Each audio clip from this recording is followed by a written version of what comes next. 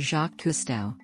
Jacques-Yves Cousteau AC, /Cousteau/ also UK, /Cousteau/ French, June 11, 1910, June 25, 1997, was a French naval officer, explorer, conservationist, filmmaker, innovator, scientist, photographer, author and researcher who studied the sea and all forms of life in water. He co-developed the aqua-lung, pioneered marine conservation and was a member of the Académie française.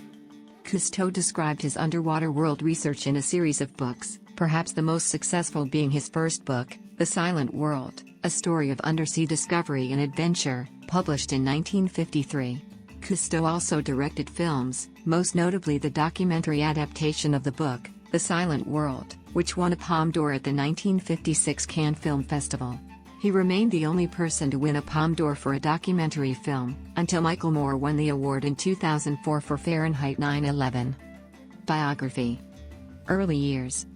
Cousteau was born on June 11, 1910, in Saint-André-de-Cubzac, Gironde, France, to Daniel and Elisabeth Cousteau. He had one brother, Pierre-Antoine. Cousteau completed his preparatory studies at the Collège Stanislas in Paris. In 1930, he entered the École Normale and graduated as a gunnery officer. After an automobile accident cut short his career in naval aviation, Cousteau indulged his interest in the sea. The accident caused him to break both his arms and could have even killed him. This caused Cousteau to have to change his plans in becoming a naval pilot, but it eventually worked out because of his passion for the ocean.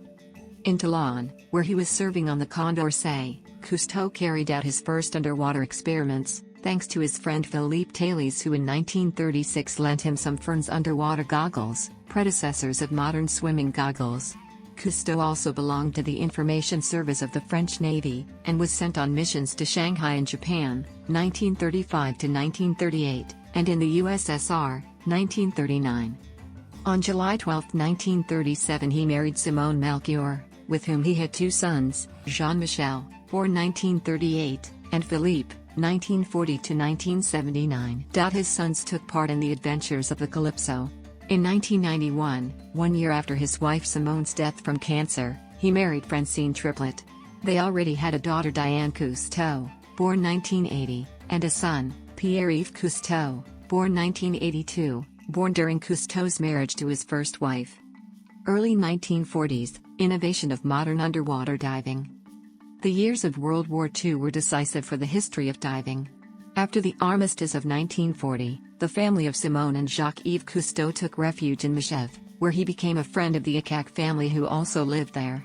Jacques-Yves Cousteau and Marcel Ikac shared the same desire to reveal to the general public unknown and inaccessible places, for Cousteau the underwater world and for Ikac the high mountains. The two neighbors took the first ex-aequo prize of the Congress of Documentary Film in 1943, for the first French underwater film, Par 18 meters de fond, 18 meters deep, made without breathing apparatus the previous year in the Imbes Islands, Var, with Philippe Thales and Frédéric Dumas, using a depth-pressure-proof camera case developed by mechanical engineer Léon Vetch, engineer of arts and métiers in the Naval College. In 1943, they made the film Shipwrecks, in which they used two of the very first aqua-lung prototypes. These prototypes were made in Boulogne-Billancourt by the Air Liquide Company, following instructions from Cousteau and Émile Gagnon. When making Cousteau could not find the necessary blank reels of movie film, but had to buy hundreds of small still camera film reels the same width, intended for a make of child's camera, and cemented them together to make long reels. Having kept bonds with the English speakers, he spent part of his childhood in the United States and usually spoke English, and with French soldiers in North Africa, under Admiral Lemonnier, Jacques-Yves Cousteau, whose Villa Baobab at Sanary, Var, was opposite Admiral Darlan's Villa Reine, helped the French Navy to join again with the Allies. He assembled a commando operation against the Italian espionage services in France, and received several military decorations for his deeds. At that time, he kept his distance from his brother Pierre-Antoine Cousteau, a pen anti-Semite who wrote the collaborationist newspaper Jesus Partout, I Am Everywhere, and who received the death sentence in 1946. However, this was later commuted to a life sentence, and Pierre-Antoine was released in 1954. During the 1940s, Cousteau is credited with improving the aqua-lung design which gave birth to the open-circuit scuba technology used today. According to his first book, The Silent World, A Story of Undersea Discovery and Adventure, 1953, Cousteau started diving with Fern's goggles in 1936, and in 1939 used the self-contained underwater breathing apparatus invented in 1926 by Commander Yves Le Prieur. Cousteau was not satisfied with the length of time he could spend underwater with the Le Prieur apparatus, so he improved it to extend underwater duration by adding a demand regulator, invented in 1942 by Émile Gagnon. In 1943, Cousteau tried out the first prototype aqua-lung, which finally made extended underwater exploration possible. Late 1940s, Gerson Illuminated. In 1946, Cousteau and Thales showed the film Shipwrecks to Admiral Lemonnier, who gave them the responsibility of setting up the Groupement de Recherche Sous-Marins (GRS) underwater research group of the French Navy in Toulon. A little later it became the GRS, Groupe d'études et de recherche sous-marines, equals Underwater Studies and Research Group, then the COMISMER, Commandement des Interventions sous la mer, equals Undersea Interventions Command, and finally more recently the CEFISMER. In 1947, Chief Petty Officer Maurice Farga became the first diver to die using an aqua-lung, while attempting a new depth record with the GRS near Toulon. In 1948, between missions of mine clearance, underwater exploration and technological and physiological tests, Cousteau undertook a first campaign in the Mediterranean on board the sloop Illuminated, with Philippe Thales, Frédéric Dumas, Jean Alenat and the scenario writer Marcel Lecaq. The small team also undertook the exploration of the Roman wreck of Maadia, Tunisia. It was the first underwater archaeology operation using autonomous diving, opening the way for scientific underwater archaeology. Cousteau and Marcel Lecaq brought back from there the Carnet diving film, presented and preceded with the Cannes Film Festival 1951. Cousteau and the Illuminated then took part in the rescue of Professor Jacques Picard's bathyscaphe, the FNRS-2, during the 1949 expedition to Dakar. Thanks to this rescue, the French Navy was able to reuse the sphere of the bathyscaphe to construct the FNRS-3. The adventures of this period are told in the two books The Silent World, 1953, by Cousteau and Dumas, and Plonge's Sans Cable, 1954, by Philippe Thales. 1950 to 1970s. In 1949, Cousteau left the French Navy. In 1950, he founded the French Oceanographic Campaigns, FOC, and leased a ship called Calypso from Thomas Lowell Guinness for a symbolic £1 a year. Cousteau refitted the Calypso as a mobile laboratory for field research and as his principal vessel for diving and filming. He also carried out underwater archaeological excavations in the Mediterranean, in particular at Grand Congla, 1952.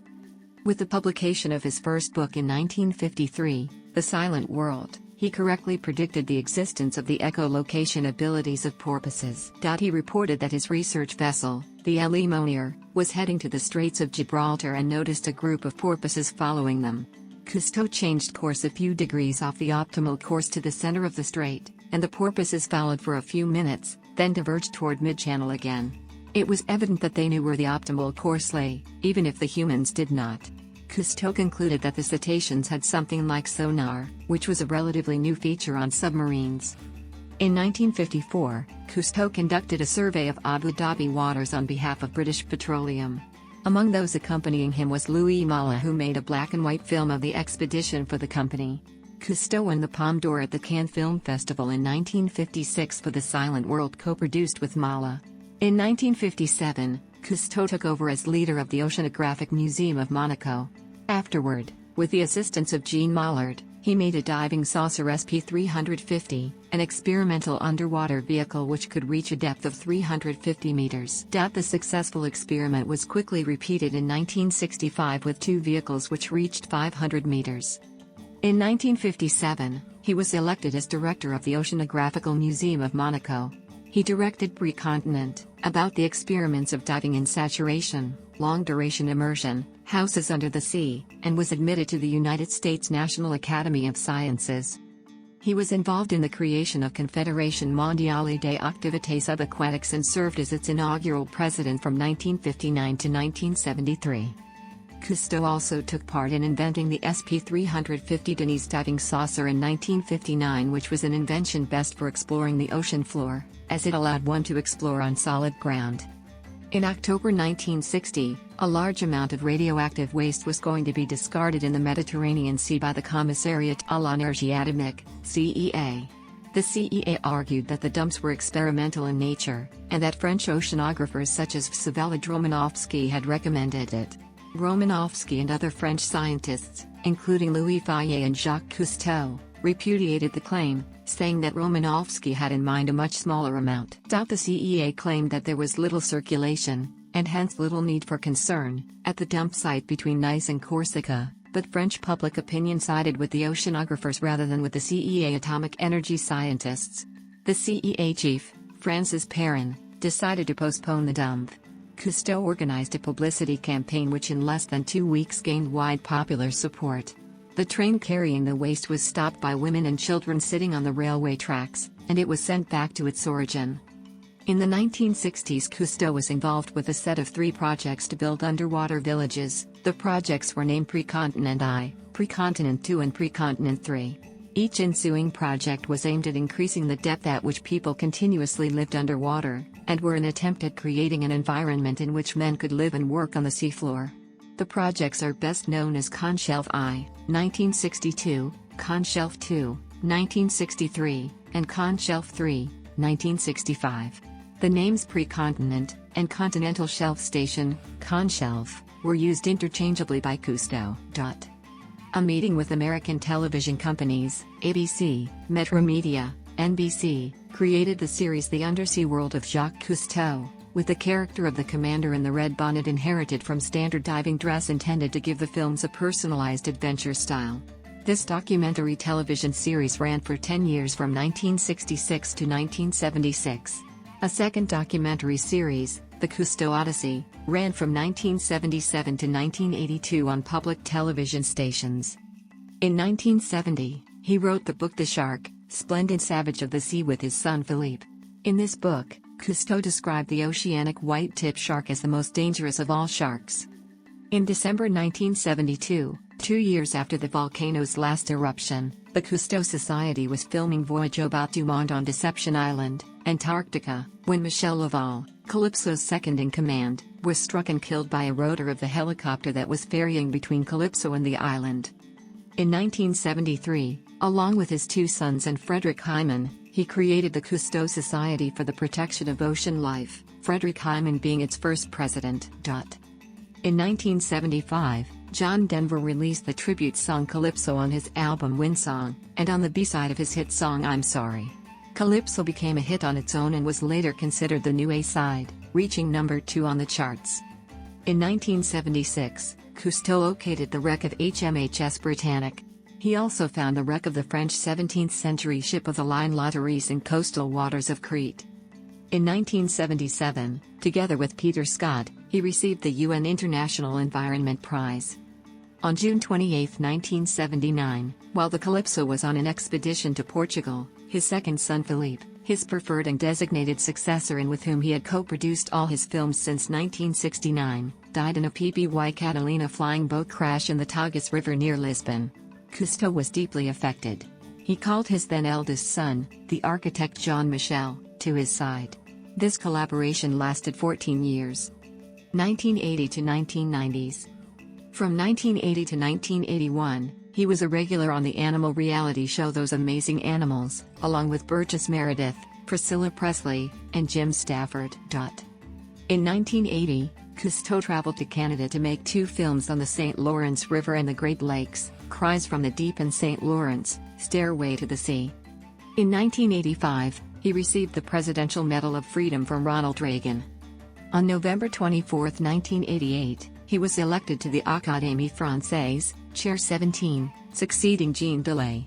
His official reception under the cupola took place on June 22, 1989, the response to his speech of reception being given by Bertrand Poirot-Delpech. After his death, he was replaced by Eric Orsena on May 28, 1998. In June 1990, the composer Jean-Michel Jarre paid homage to the commander by entitling his new album Waiting for Cousteau. He also composed the music for Cousteau's documentary Balawan, The Last Refuge. On December 2, 1990, his wife Simone Cousteau died of cancer. In June 1991, in Paris, Jacques-Yves Cousteau remarried, To Francine Triplet, with whom he had, before this marriage, 2 children, Diane and Pierre-Yves. Francine Cousteau currently continues her husband's work as the head of the Cousteau Foundation and Cousteau Society. From that point, the relations between Jacques-Yves and his elder son worsened. In November 1991, Cousteau gave an interview to the UNESCO Courier, in which he stated that he was in favor of human population control and population decrease. Widely quoted on the internet are these 2 paragraphs from the interview: "What should we do to eliminate suffering and disease? It's a wonderful idea, but perhaps not altogether a beneficial one in the long run. If we try to implement it, we may jeopardize the future of our species. It's terrible to have to say this. World population must be stabilized, and to do that we must eliminate 350,000 people per day. This is so horrible to contemplate that we shouldn't even say it. But the general situation in which we are involved is lamentable." In 1992, he was invited to Rio de Janeiro, Brazil, for the United Nations International Conference on Environment and Development, and then he became a regular consultant for the UN and the World Bank. In 1996, he sued his son, who wished to open a holiday center named Cousteau in the Fiji Islands. On January 11, 1996, Calypso was accidentally rammed and sunk in the port of Singapore by a barge. The Calypso was refloated and towed home to France. Death. Jacques-Yves Cousteau died of a heart attack on June 25, 1997 in Paris, 2 weeks after his 87th birthday. He was buried in the family vault at Saint-André de Cubzac, his birthplace. And homage was paid to him by the town by naming the street which runs out to the house of his birth, Rue du Commandant Cousteau, where a commemorative plaque was placed. Honors. During his lifetime, Jacques-Yves Cousteau received these distinctions. Legacy. Cousteau's legacy includes more than 120 television documentaries, more than 50 books, and an environmental protection foundation with 300,000 members. Cousteau liked to call himself an oceanographic technician. He was, in reality, a sophisticated showman, teacher, and lover of nature. His work permitted many people to explore the resources of the oceans. His work also created a new kind of scientific communication, criticized at the time by some academics. The so-called divulgationism, a simple way of sharing scientific concepts, was soon employed in other disciplines and became one of the most important characteristics of modern television broadcasting. The Cousteau Society and its French counterpart, L'Équipe Cousteau, both of which Jacques-Yves Cousteau founded, are still active today. The society is currently attempting to turn the original Calypso into a museum, and it is raising funds to build a successor vessel, the Calypso II. In his last years, after marrying again, Cousteau became involved in a legal battle with his son Jean-Michel over Jean-Michel licensing the Cousteau name for a South Pacific resort, resulting in Jean-Michel Cousteau being ordered by the court not to encourage confusion between his for-profit business and his father's non-profit endeavors. In 2007, the International Watch Company introduced the IWC Aqua-lung chronograph Cousteau Divers Special Edition. The timepiece incorporated a sliver of wood from the interior of Cousteau's Calypso research vessel. Having developed the diver's watch, IWC offered support to the Cousteau Society.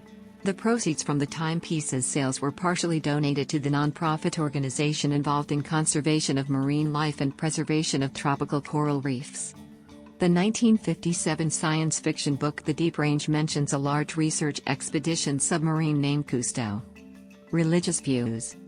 Though he was not particularly a religious man, Cousteau believed that the teachings of the different major religions provide valuable ideals and thoughts to protect the environment. In a chapter entitled The Holy Scriptures and the Environment in the posthumous work The Human, the Orchid, and the Octopus, he is quoted as stating that the glory of nature provides evidence that God exists. Filmography. Legend. Bibliography. Media portrayals. Jacques Cousteau has been portrayed in films. Jacques Cousteau has been portrayed in films. Jacques Cousteau has been portrayed in films.